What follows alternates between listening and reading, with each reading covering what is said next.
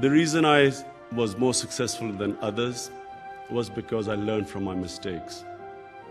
I was better at analyzing my mistakes and then correcting them than other people.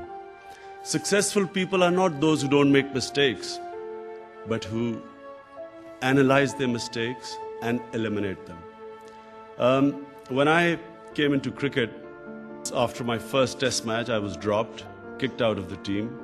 Didn't come back until 3 years later. When I was trying to make it, everyone used to tell me, you don't have the talent. My older two cousins, who were my role models, they used to remind me were far more talented than me at my age. And throughout my cricketing career, I was told, it's impossible. You cannot do it. Similarly, when probably far more difficult than playing cricket was building the first cancer hospital in Pakistan, I held a conference of the top doctors in the city. Out of the 20 doctors, 19 said that it was impossible. You cannot build a cancer hospital in Pakistan.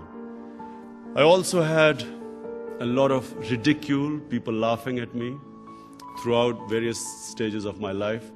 But this is really what I want to tell you. Successful people are fearless. They fight their fears. They're not scared of failure. They do not care what people say, because people change what they think all the time.